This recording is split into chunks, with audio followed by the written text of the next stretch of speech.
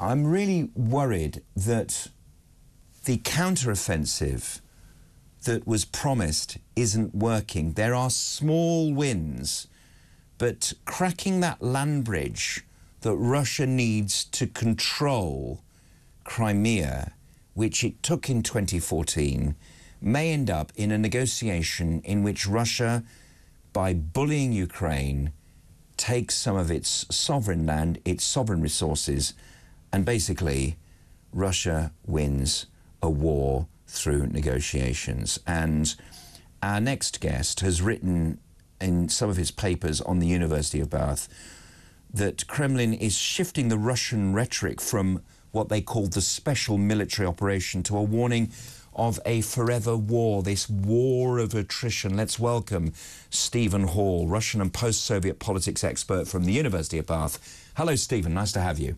Hi, Johnny.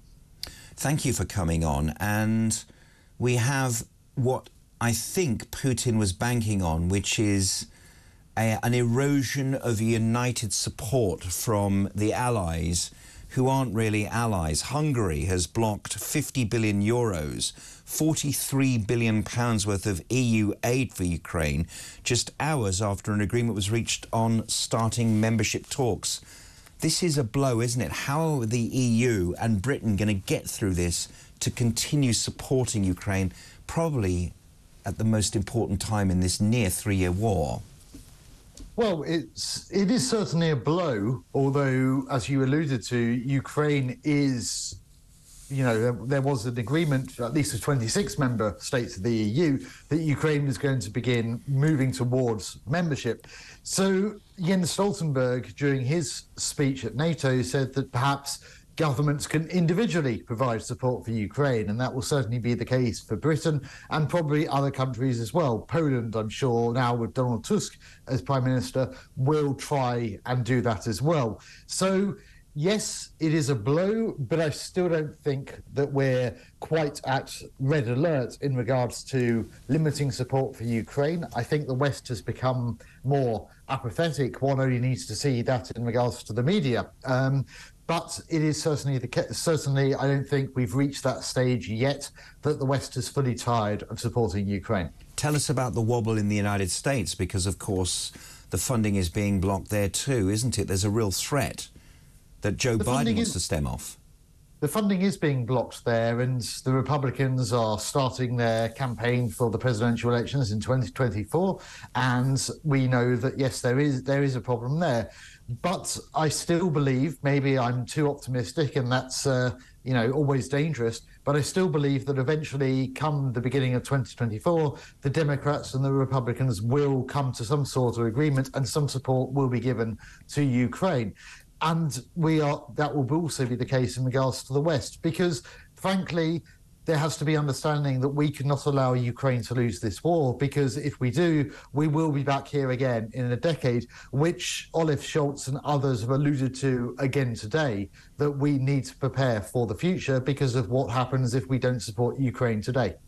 I am worried about what is former East Germany, Stephen. Are you? The idea that there are people old enough, that there are political tensions in Germany, which, if Russia did win part of Ukraine by invasion, the old schisms of East Germany and West Germany might come back. Is that a fly in the sky, or are there other territorial ambitions in the way, like, for example, the Baltic states and the various others, Poland, which is part of the EU now, which was definitely part of the communist bloc? Is it too much of an exaggeration to talk about Germany's sovereign borders being under pressure from Russia?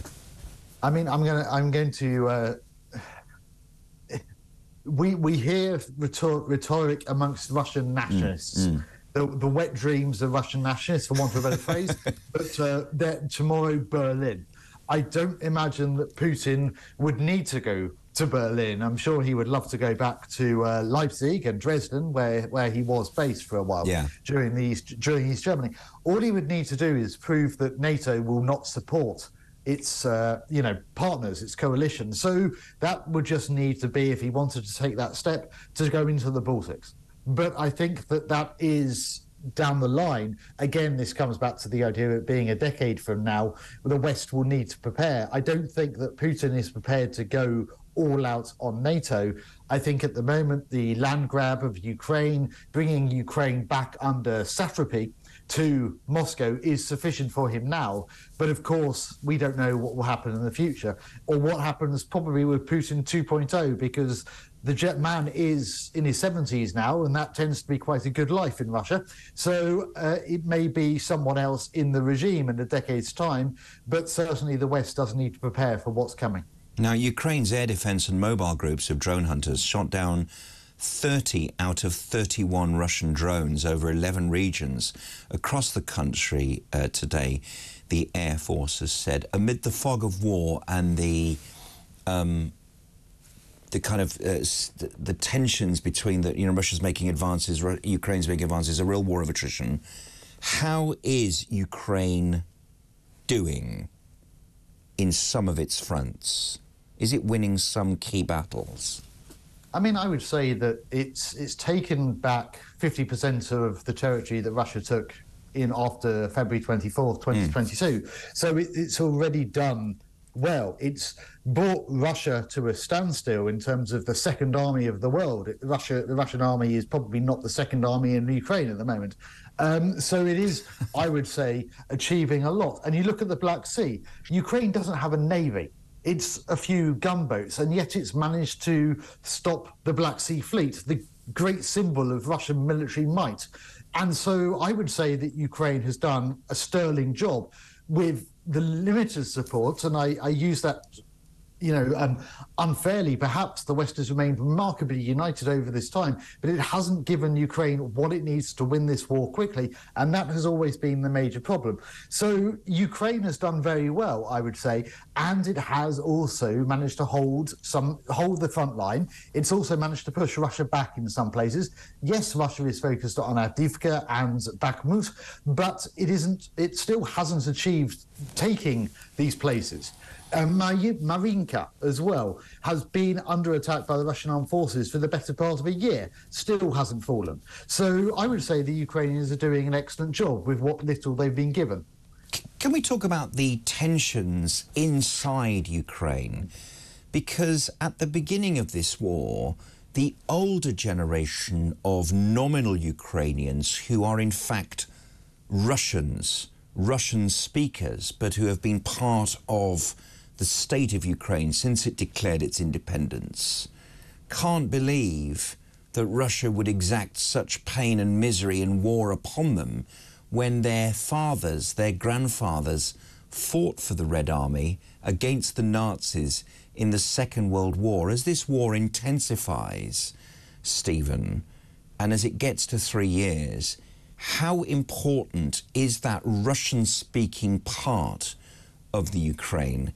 Are they Ukrainian or are they Russian? This is a really important question that I need to really get a handle on. I think our dear listener and viewer would too. Well, I would like to start by saying, perhaps this is the pedantic academic in me, but being a Russian speaker does not make you Russian. Right, okay, that's important. Being an English speaker does not make you British. Okay. So it isn't, yes, there are about 17% of people living in Ukraine, according to the 2001 census. That was the last time it was done. It's probably changed now, and I would say has changed, but we don't know, and we won't know until there's peace. That 17% of the population are ethnic Russians. But the view of what they are, being a Russian speaker and being ethnic Russian, they're very different things, but they're also merged in people's minds because of the Soviet Union. And we could talk about that for hours, but I don't want to bore your viewers. So, in terms of what their view of being in Ukraine is a state that has multiple languages and multiple identities, and I think is merging towards this civic nationalism to a great extent, as you see in the West. And it does include Russian speakers and perceives them as Ukrainians. We also see, in terms of the support for the Ukrainian state and Ukrainian identity, getting progressively bigger in terms of percentages over the period of Ukraine's independence from the collapse of the Soviet Union. So I would say that, yes, there are Russian speakers, there are ethnic Russians in Ukraine, But Ukraine has been able to accommodate them and provide them with an identity that makes them Ukrainian Russians, if you want to call it that, or just Ukrainians, in the same way that Western states have been particularly good at bringing in multiple different identities into a sense of Britishness or French identity. So, yes, I don't necessarily agree that the Russian group in Ukraine is so large that it would decide which way it's going to go in regards to what happens with this war. Which is a very, very interesting analysis and something that hasn't always been explained. But that idea of merging a sort of Ukrainian national identity, I guess, in a period of resistance against an invading army is an easier job than it would do perhaps in peacetime. You wrote earlier on this year, one of your papers, about how the West's weak reaction to Crimea's referendum paved the way for a wider invasion. This is the invasion of 2014. We've let ourselves in for this, haven't we? And you again predict that we'll be back in with this if we don't solve this now, again, in a decade's time, Stephen. Well, I mean, I think that a lot of people said that in 2014 the West didn't react in the way it should have done.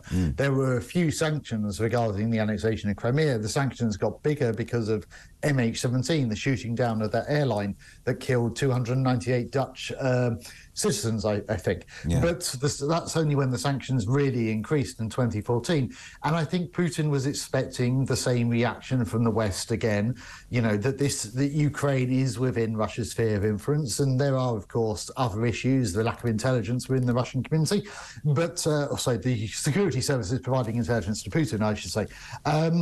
But there is, I think Putin was expecting similar reaction to what was happening in regards to the annexation of Crimea, that the West would say, yes, there are sanctions, but they wouldn't actually follow through, or those sanctions would be very limited. Sorry. So it certainly, I think, by not providing support in 2008 to Georgia, by not providing sufficient support in 2014 with the annexation of Crimea, and doing exactly the same in 2014, 2015 with Minsk and the Minsk deals, where France and Germany basically pushed Ukraine into a negotiated settlement on Russia's terms, that this was always going to be a problem in terms of Putin's perception. And I think that one of the mistakes that the Western governments made was to pull out the trainers from Ukraine. Those who were training Ukrainian soldiers just before the invasion, they were taken out. And I understand the reasons why they were taken out by the British and Lithuanian and Polish governments. Perfectly understandable. You don't want to see British soldiers dying on national television. Understand that. But it sent a terrible signal to Putin, highlighting that we were not going to support Ukraine, that we weren't willing to allow our boys to be killed. And so he believed that therefore the West wasn't going to support Ukraine. Now, whether we are back here in a decade's time, I would love to be wrong. But I see that, you know, because of the support, the fact that the West says we'll support Ukraine for as long as it takes, which is just mealy-mouthed, wishy-washy, what it should always have been is we will support Ukraine as quickly to win this war. And they should have provided that support. And so if we are going to talk about the growing apathy of the West, a possible negotiated settlement with Russia, which I think would be a terrible mistake, at least in terms of it being dictated to by Russia, then we will have to face the consequences again relatively soon from now.